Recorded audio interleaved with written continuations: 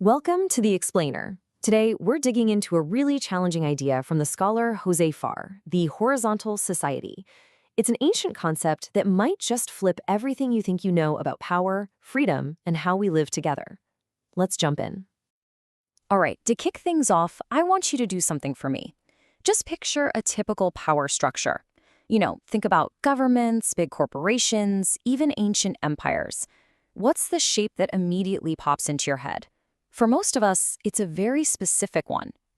I'm willing to bet it's a pyramid, right? You've got a king, a pharaoh, a CEO at the very top, and then everyone else just kind of falls in line below them. But what if there's another way? What if society could be structured less like a pyramid and more like a network, where the connections between people are what really matter?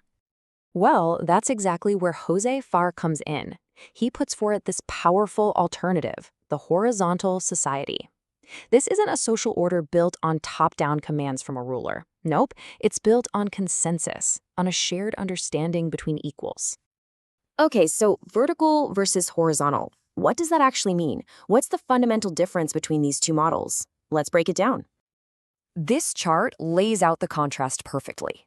In the vertical society, the pyramid, power is based on something like divine right. It flows from the top down, from a ruler to a subject. It's centralized. But the horizontal society, it's a whole different ballgame. Power doesn't come from a person, it comes from the law, from a shared agreement or covenant. The structure is distributed, and the key relationship isn't subject to ruler, it's peer-to-peer. It's all built on a foundation of mutual responsibility, not absolute authority. So when you boil it all down, it's this simple. One model is all about hierarchy and command. The other is fundamentally about equality and contract.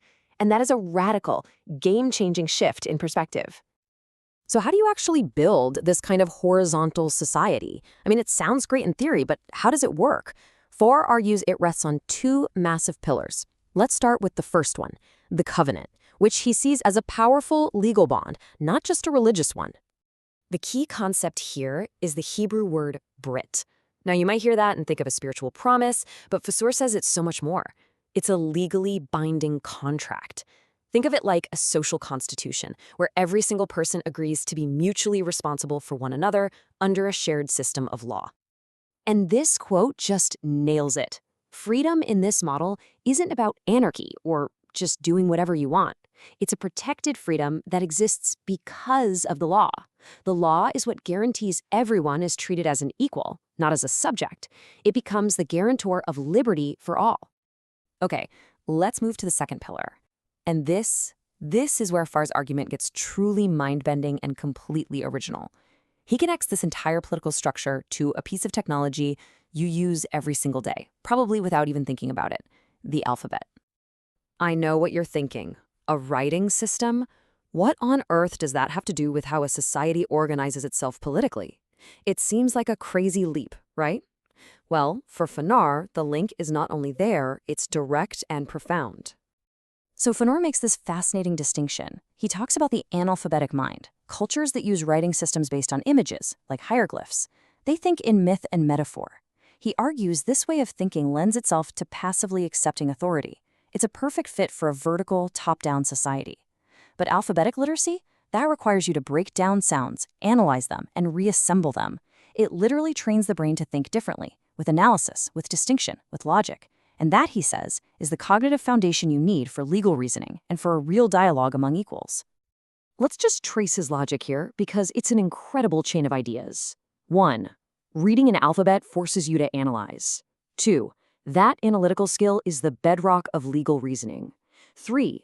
Legal reasoning gives peers the tools they need for rational dialogue.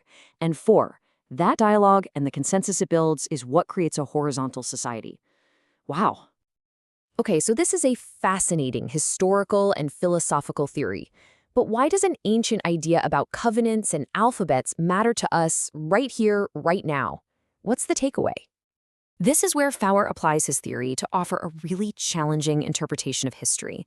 He argues that the long, tragic history of anti-Semitism wasn't just about religious or ethnic prejudice. He sees it as a deep-seated political reaction, a violent clash between vertical imperial societies and this fundamentally threatening horizontal model of social organization. So let's pull together the key takeaways from this powerful theory. First, the true freedom isn't chaos. It's equality that's bound and protected by law. Second, that the very tools we use to think like an alphabet can literally shape our entire political world. He also shows how the Hebrew covenant offers a unique blueprint for a non-hierarchical society. And maybe the biggest idea of all, that power doesn't have to be centralized. It can be distributed through shared, mutual responsibility. And that leaves us with a final big thought. We live in an age of networks. The internet, social media, peer-to-peer connection. Our world looks more like a network than a pyramid every single day. So in a world like ours, is this ancient vision of a horizontal society just a historical curiosity? Or is it more relevant than ever before? Maybe it's an essential blueprint for our future. Something to think about.